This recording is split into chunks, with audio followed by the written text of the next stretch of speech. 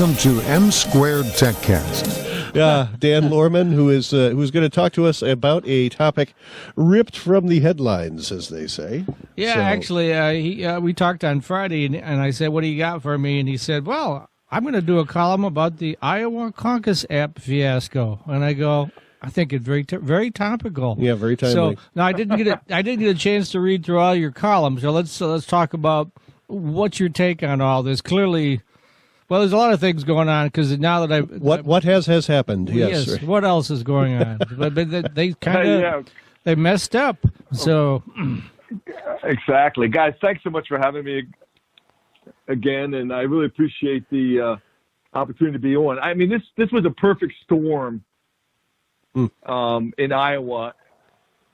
All the different ways that this app was built with security in mind, supposedly in January, and then obviously everything went wrong really last week, and people have been talking about it for a week, and we can kind of walk through the events, but it just really on and on and on. They kind of did everything wrong that you can do wrong when building an app. Yeah, well, and running a system too. My favorite thing was that somebody somehow or other, the phone number that you phoned into to was posted online. Report your results was posted online, and the lovely folks at 4chan, who by and large are Trump supporters, decided to flood the inbound phone lines with calls. So that was, wow. I mean, that was an interesting strategy, certainly. But why? I mean, absolutely. When that phone line becomes public, you got to change it, right? And they didn't.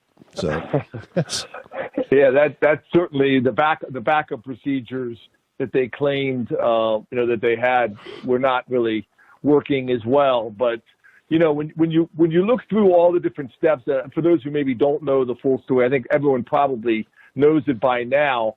But whether you look at NBC News, whether you look at the Wall Street Journal, New York Times, they all kind of said that this app was supposed to be tested. It wasn't tested properly. One of the big things I think that happened was one report from the Des Moines Register said that there was last minute patches that were applied that may have broken the app. Oh boy.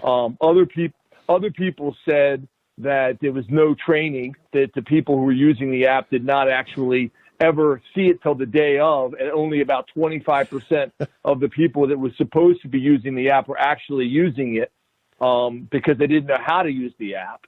There were other reports that there were, people after the fact, like last Thursday, were given a copy of the app, and you give a cybersecurity expert an app and say, "What do you think?" You know what they're going to find, right? Right. They're going to find holes in it, and numerous different reports about possible vulnerabilities in it. I mean, no one's really saying that this was a hack, but the irony of the whole thing, I think one of the biggest takes I had in it was the whole focus throughout the month of January. If you go back and read the articles, was security is job one. This is going to really be secure, and obviously, in a sense, it was. I mean, nobody could use it.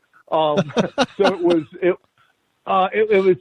to the point where security may have actually caused, some of the, I'll say concerns or problems in the coding. I mean, I'm not saying it was security's fault, but the irony is, out of the whole thing, looking back a week later, they interviewed people in New Hampshire over the last few days. They've interviewed people around the country, and they say, I don't trust the security of the entire process. So, and it really is not so much a security feature like a hacking, like the Russians hacking in or anything, but just the fact that everything went so wrong.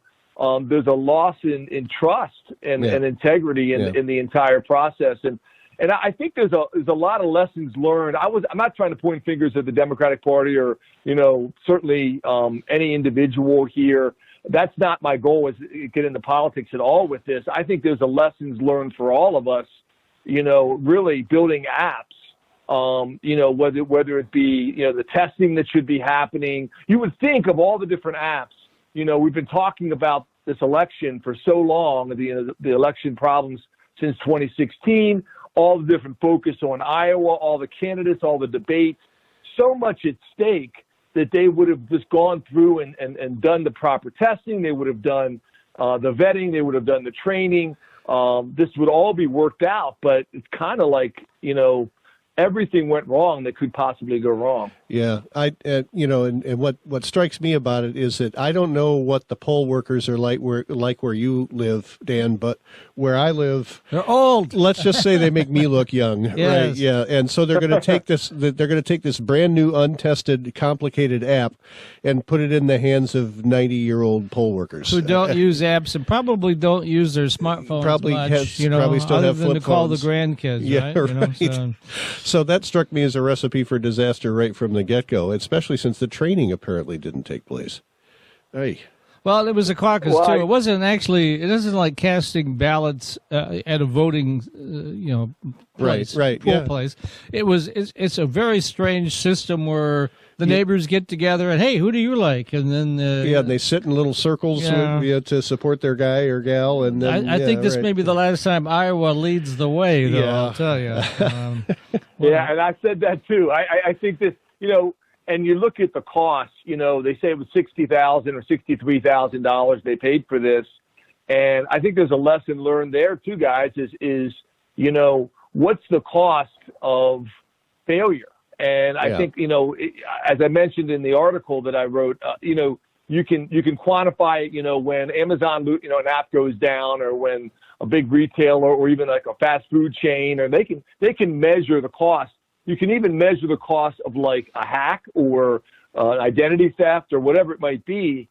But in this case, we're going to be talking about this for the next 4 years. I mean, the impact could be that the Iowa caucuses no longer lead the nation. I mean, there's so many dominoes that are dropping on this.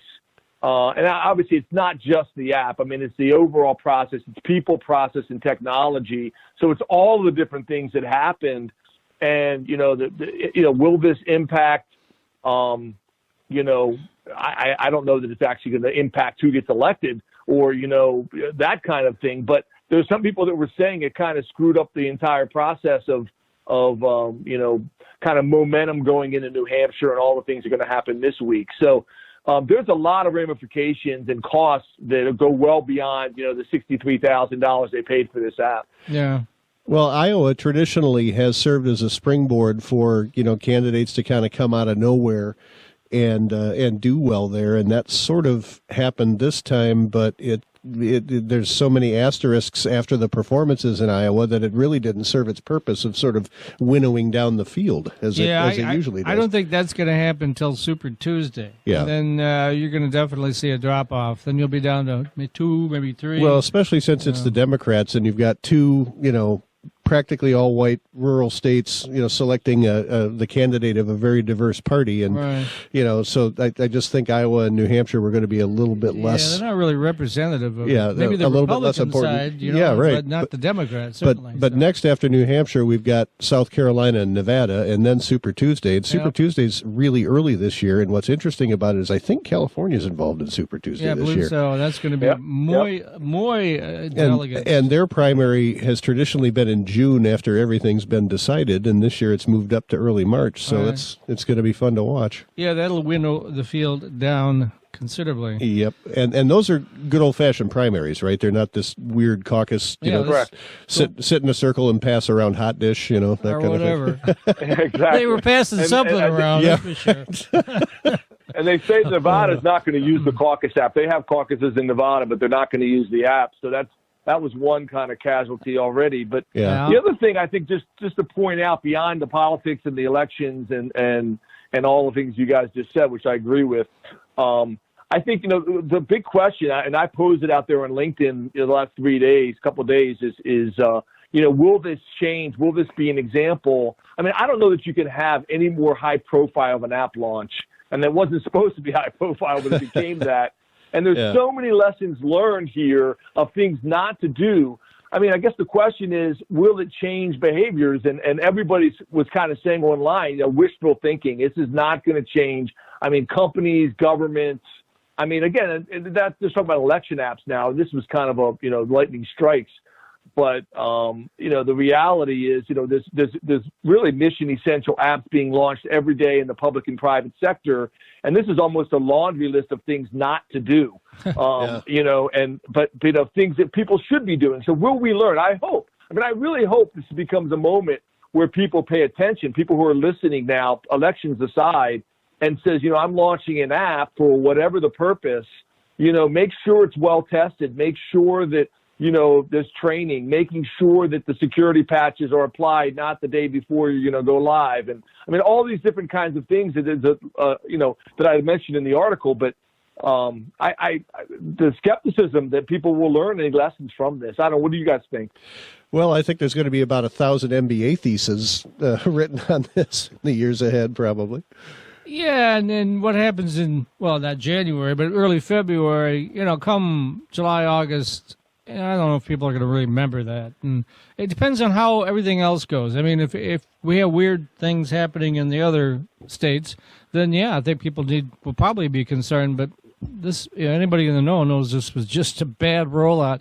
Now, the question is, was that a publicly traded company that did that app? If so, there you're going to see some results. Short them. Yeah. Right. Yeah, I think they were a nonprofit. It's called, a company called Shadow, which is funny. It's the name Shadow. of the company is Shadow, which is perfect. By itself. There's articles written about that in New Yorker magazine, which I do have a link to that, which is interesting. Maybe that I'm not going to say anything about whether that was the right company to build that app or not. But there's New Yorker magazine has some questions for them. It certainly raises questions about that company, and it raises questions about the process used to select the company. The other thing, guys, I put in the end of this article, I think we're going to see a movie. It's going to be called The App or something. I don't know. This has got to be an HBO or a miniseries or maybe just I don't know. Some kind of movie. We got to hurry up and pitch that to Netflix. Along with the Carlos Ghosn movie that's going to come out. Oh, right? That's going to be a great one. Yeah, and you don't have to change a thing. It's all true. Yeah, right? Ghosn in 30 seconds. I think maybe. I don't know. So 2 minutes left, David. Okay. So what else we got? We only have 2 minutes, and we have to leave a 1 minute for you to talk about security mentors. Or something else that's really big right now? 60 seconds of what's new and terrifying out there. Well, I tell you, it's the big news around the internet. Really, is still ransomware is still hot. And we talked about the last time I was on ransomware being the big story last year. We're seeing more cases of that. A lot of discussions around. Laws in states, just talked to a bunch of reporters that are doing laws and, about people making it illegal, or we'll see if it passes, but illegal to pay ransoms. I think, it's interesting, trying to legislate people doing things. And I think there's going to be some concerns that are going to come out of that. Yeah. But some states are talking about that. New York State, some other states are talking about legislating. You're not allowed to pay ransoms. If they do the right things, if they would, take a little educational break about cybersecurity, they wouldn't have to worry about this, right? Exactly. And you're doing the right things up front, like backups and things we've talked about on previous shows. Really, that would be it. That's the main thing. But again, you want to mention Security Mentor. You can go to SecurityMentor.com and learn about us. We're a security awareness training company that provides gamified, fun, interesting, engaging content that's sticky. And part of this whole thing, training people in cybersecurity, what to do and what not to do. And you can certainly learn also more about my writing at GovTech.com. Basically, you can go out and visit Lohrmann on cybersecurity, which is available also on LinkedIn as well. All right. Thanks very much, Dan Lohrmann of Security Mentor. Thanks for being with us today. Four-year students love Lawrence Technological University's thriving campus life, but LTU has always met non-traditional students' needs too. Lawrence Tech offers over 100 degree and certificate programs that can get adult students started or back on track. And most of our classes are conveniently offered evenings at our beautiful Southfield campus or online, so you can balance your social, family, and work life even while you power up your career. Lawrence Tech, where Blue Devils dare.